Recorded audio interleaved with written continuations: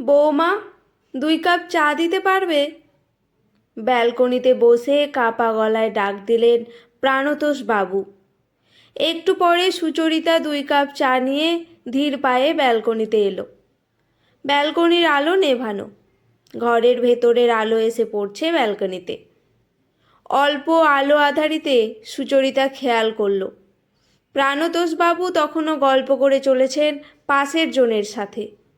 খুব ফিসফিস করে হেসে হেসে কথা বলছেন। দিনের শেষে সন্ধ্যাবেলার এই সময়টুকুই বেশ হাসি খুশিতে থাকেন তিনি।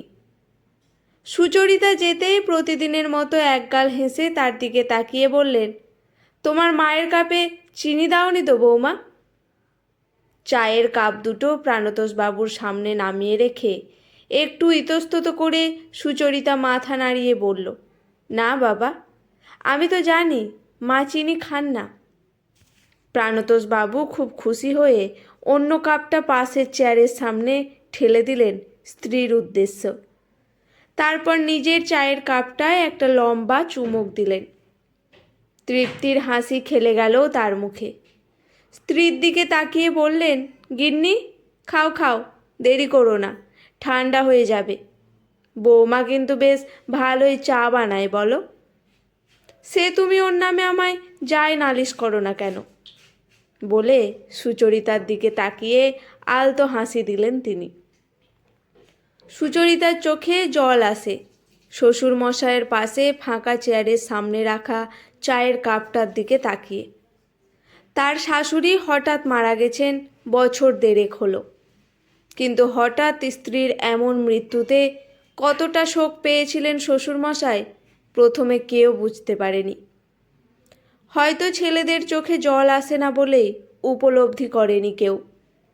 স্ত্রীর মৃত্যুর সকালে স্বাভাবিকভাবে নিজেই ছেলেকে বলে বুঝিয়ে শেষ যাত্রার সব কিছু আয়োজন করে স্ত্রীর মৃতদেহ নিয়ে দাহ করতে গিয়েছিলেন। কারোর বারণ শোনেননি। সারাক্ষণ স্ত্রীর কাছে দাঁড়িয়ে পর্যবেক্ষণ করেছেন আয়োজনে যাতে কোনো ত্রুটি না হয় সেই জন্য। শাশুড়ির দেহ চুল্লিতে ঢোকানোর আগের মুহূর্তে সেইখানে দাঁড়িয়ে স্থির দৃষ্টিতে তাকিয়েছিলেন স্ত্রীর দিকে। কিন্তু চুল্লিতে ঢোকানোর সাথে সাথে প্রিয়তমার জ্বলে ওঠা দেখে উফ বলে মুখে একটা কষ্টের শব্দ করে সঙ্গে সঙ্গে অজ্ঞান হয়ে সশব্দে পড়ে যান প্রাণতোষবাবু। এত শক্ত মনের মানুষকে এইভাবে পড়ে যেতে দেখে উপস্থিত সবাই হতচকিত হয়ে গিয়েছিল সেদিন। আসলে কিছু তীব্র শোক মানুষকে প্রথমে কষ্টটাকে উপলব্ধি করায় না, হয়তো পরে সেই শোকের তীব্রতা ধরা পড়ে। প্রাণতোষবাবুর ক্ষেত্রেও তাই হয়েছিল। এরপর বেশ কয়েক মাস সকাল সন্ধে গুম মেরে ব্যালকনিতে বসে থাকতেন তিনি। স্ত্রী ছাড়া এই ব্যালকনিতে বড্ড নিঃসঙ্গ মনে হতো হয়তো শ্বশুর মশাইয়ের। সুচরিতার বিয়ে হয়েছে বছর 4 হলো। এখানে এসে মুগ্ধ হয়েছিল শ্বশুর শাশুড়ির মিল দেখে। একটা দিনের জন্য দুজনের মধ্যে মনোমালিন্য হতে দেখেনি সে। স্ত্রীর মৃত্যুর কয়েক মাস আগে রিটায়ার করেছিলেন তিনি। খুব শখ ছিল তাদের 2 মেয়ে আর 1 ছেলেকে ভালোভাবে মানুষ করা, আর বিয়ে দায়িত্ব কর্তব্য করেই তো সারা জীবন কাটালেন দুজনে। এবারে দুজনে ঝাড়া হাত পা হয়ে এদিক ওদিক একটু ঘুরে বেরিয়ে কাটাবেন। তাই রিটায়ারের পরে সব দায়িত্ব ছেড়ে দুজনে যেন আবার সেই বিয়ের প্রথম বেলার জীবন ফিরে পেয়ে গিয়েছিলেন। সন্ধেবেলার এই আলো আধারি ব্যালকনিতে বসে একটু সুখ দুঃখের কথার পিছনে কতটা যে ভালোবাসা লুকানো ছিল সেটা এখন শ্বশুরমশাইকে দেখে বুঝতে পারে সুচরিতা। মায়ের মৃত্যুর পরে ওনার মেয়েরা প্রথম প্রথম সময় নিয়ে বাবার কাছে দেখা করতে আসলেও সেই আগের মতো প্রাণোচ্ছলভাবে প্রাণতোষবাবুকে কোনো কিছুতেই আর হাসতে দেখা যেত না। ভালোবাসার মানুষকে চিরতরে হারানোর বিরহ মানুষকে এই বয়সে এসে কতটা একা করে দিতে পারে তা তার শ্বশুরমশাইকে না দেখলে বুঝতে পারত না সুচরিতা। আসলে বার্ধক্য বয়সে এসে স্ত্রী আগে চলে গেলে স্বামীরা বোধহয় এইভাবে দিশেহারা হয়ে যায়। কারণ তারা বুঝি অনেক বেশি নির্ভরশীল হয়ে পড়েন স্ত্রীর ওপরে। শাশুড়ি চলে যাওয়ার পরে প্রথম প্রথম গুম মেরে থাকলেও এই মাস 6 হলো এই সুচরিতা খেয়াল করেছে এই সমস্যাটা শুরু হয়েছে। তারপর থেকেই ব্যালকনিতে প্রতি সন্ধ্যাবেলায় বসে 2 কাপ চা দিতে বলেন তিনি। 1 কাপ থাকে পাশের চেয়ারের সামনে।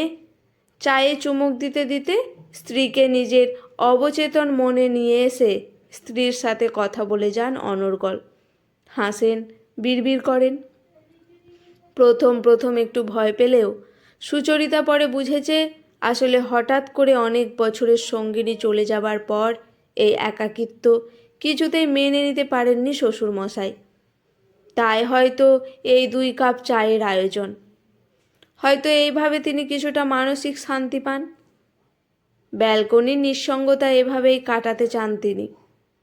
বাইরের কেউ হঠাৎ দেখলে তাকে পাগল বলবেন, কিন্তু স্ত্রীর সাথে এই সন্ধেবেলায় চা খেতে খেতে কথা বলা ছাড়া আর কোনো মানসিক বিকৃতি ঘটেনি তার। 8 মাসের অন্তঃসত্ত্বা বৌমা সুচরিতার ভীষণ খেয়ালও রাখেন প্রাণতোষবাবু। বৌমা সময় মতো খেয়েছে কিনা, ওষুধ খেয়েছে কিনা খোঁজও নেন ঠিকঠাক। ডাক্তার প্রাণতোষবাবুকে চেক আপ করে বলেছেন এটা প্রচণ্ড মানসিক চাপ আর একাকিত্বর ফলে হয়েছে। কাউন্সিলিং করালে আর ওষুধ খাওয়ালে একটা সময় ঠিক হয়ে যাবে হয়তো। তবে ওনার সঙ্গে বাড়ির লোকের একটু বেশি সময় দিতে বলেছেন, যাতে উনি এই মানসিক চাপ থেকে তাড়াতাড়ি বের হতে পারেন। ছেলে অনেক রাতে অফিস থেকে ফেরে বলে বেশি সময় দিতে পারে না বাবাকে। তাই সুচরিতা নিজের শরীর ভালো থাকলে সব সময় চেষ্টা করে শ্বশুরমশাইকে সময় দিতে। বিশেষ করে সন্ধেবেলায় কাজের লোক মিনতিদির হাতে দিয়ে চা সে পাঠায় না। সে চায় না বাইরের লোকেরা এটাকে নিয়ে হাসাহাসি করুক। তাই সে নিজেই 2 কাপ চা করে শ্বশুরমশাইকে দেয়। তখন প্রাণতোষবাবু, তুমিও একটু বসো বৌমা বলে তার পাশের চেয়ারে শাশুড়ির জন্য নির্দিষ্ট বলে ওঠে বৌমাকে। সামনের চেয়ারটা এগিয়ে দেন। আজও শ্বশুরমশাই তার সামনের চেয়ার টেনে তাকে ইশারায় বসতে বলে খুব খুশি হয়ে বৌমাকে বললেন, জানো বৌমা, তোমার শাশুড়ি কি বলছিল আজ? সুচরিতা জিজ্ঞাসার দৃষ্টিতে তাকাতেই প্রাণতোষবাবু বাচ্চাদের মতো বললেন, আগে প্রমিস করো বৌমা, এ কথা কাউকে বলবে না। ভুরু কুঁচকে হেসে বলল, না না বাবা, কাউকে বলবো না। কি কথা বলুন? সুচরিতার দিকে তাকিয়ে প্রাণতোষবাবু খুব খুশি মনে বললেন, তোমার মেয়েই হবে বৌমা। সুচরিতা নিজের অজান্তে একটু ভুরু কুঁচকে অবাক হলো যেন। তারপর নিজেকে সামলে একগাল হেসে বলল, আপনি কিভাবে বুঝলেন বাবা? প্রাণতোষবাবু তার পাশের চেয়ারের দিকে হাসি মুখে একবার তাকিয়ে ঠোঁটের ওপরে তর্জনী দিয়ে ইশারায় সুচরিতাকে চুপ করতে বলে ফিসফিসিয়ে বললেন, আমি ঠিক জানি। সুচরিতা প্রথমে অবাক হলেও কিছুক্ষণ পরে বুঝল শ্বশুরমশাই কি ভীষণ আশায় দিন গুনছেন। অন্য কেউ শুনলে হয়তো বা অভ্যন্তর ভাববে, কিন্তু কিছু অভ্যন্তর বিশ্বাস হয়তো একটা মানুষকে বেঁচে থাকতে সাহায্য করে।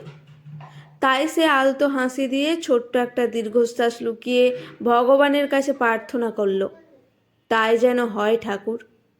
নইলে পুত্র সন্তান হলে বয়স্ক মানুষটাকে হয়তো আর এই মানসিক অবস্থা থেকে ফিরিয়ে আনতে পারবে না তারা।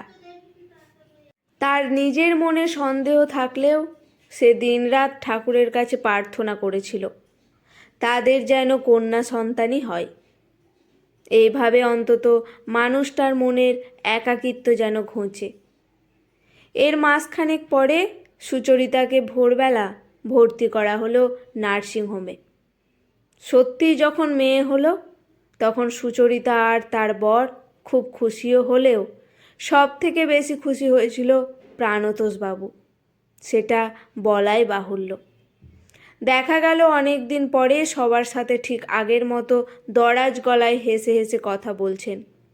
তারপর এক ফাঁকে নাতনিকে সাদরে কোলে নিয়ে কানের কাছে ফিসফিস করে যখন গিন্নি বলে ডাক দিয়ে প্রাণতোষবাবু বৌমার দিকে তাকিয়ে একগাল তৃপ্তির হাসি হাসলেন। তখন সুচরিতা হাসতে গিয়েও লুকিয়ে চোখের জল মুছল। অবাক করার বিষয় হলো, আর কখনো প্রাণতোষবাবু সন্ধেবেলায় ব্যালকনিতে বসে বৌমার কাছে 2 কাপ চা আর চাননি। আজকের গল্পটি এখানেই সমাপ্ত। গল্পটি কেমন লাগলো অবশ্যই কমেন্ট করে জানাবেন। ভালো লেগে থাকলে লাইক করে সাবস্ক্রাইব করে